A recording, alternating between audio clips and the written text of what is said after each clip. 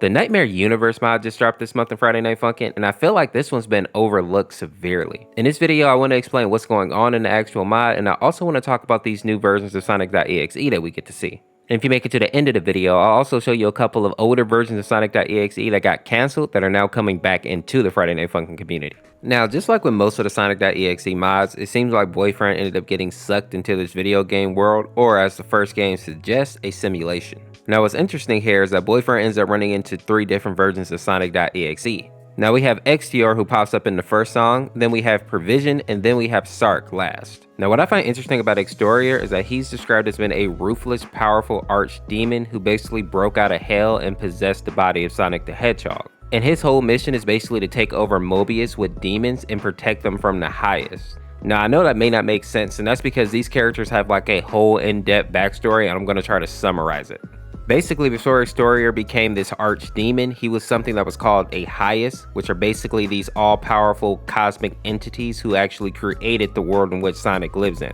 Now you would think that since Exterior used to be this powerful celestial type being that he was probably happy with his existence, but there was one event that actually made him dislike being a highest. Apparently, it was a regular event where the highest would basically have to erase Mobius, meaning all existence, and then recreate it. And interestingly enough, they don't really talk about why they need to reset Mobius after a certain amount of time. But just imagine that if God just basically wiped out everything on Earth and then reset it every 100 or 300 years or something. Now initially, this didn't really bother Exterior, but after time, he actually started getting attached to the people on Mobius and he didn't want to just erase their existence. So he basically decided to disguise himself as a demon and go down to Mobius and actually learn what was going on with the people. And to make a long story short, Exterior basically ended up getting into a fight with the other highest because he was obviously breaking the rules. Now he did have some people fighting alongside him, and that's where Provision and Sark are going to come in later, but that was not enough to help him actually win. He ended up losing this huge battle that he started, and he ended up being sent to hell and imprisoned.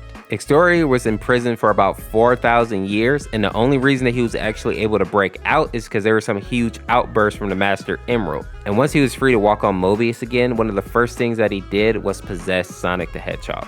The next character we'll talk about on this list is going to be Sark, and I might leave out a few details about him because he does have a very dark backstory. But basically, he's a demon who helped actually fight against the highest. But when his side lost the war, he was actually taken and tortured.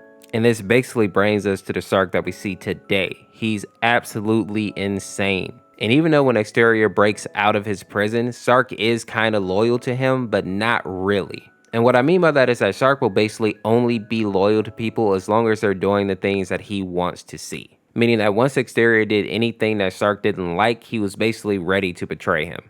And this is why he actually has the nickname the Traitor. Now Provision kind of falls into the same boat as far as being like a underling of Exterior. The difference being that he follows Exterior because it kind of fills the needs that he has. And unlike Sark, he's actually loyal to Exterior. And just a little fun fact here, all of these characters are obviously from the sonic.exe Nightmare series, but Provision is probably the person that we see the least in that actual series.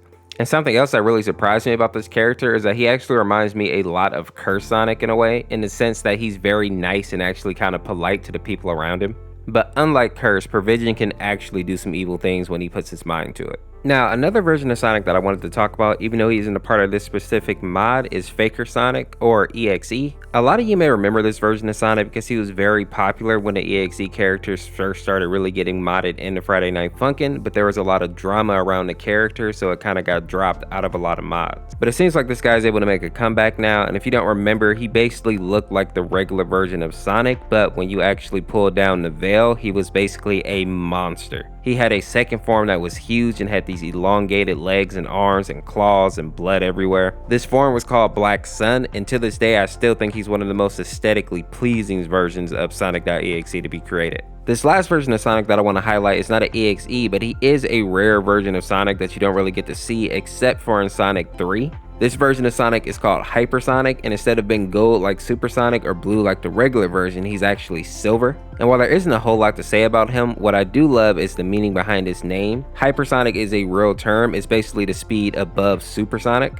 and that basically means any speed that is Mach 5 or higher. And if you couldn't guess, that basically means that Hypersonic is like the fastest version of Sonic. Sadly though, it's been confirmed that this version of Sonic will probably never make another appearance. If you enjoyed this video, make sure to click the video on the screen here, subscribe today to become a member of the Orseofkorse, and we'll see you tomorrow with another one. Peace, peace.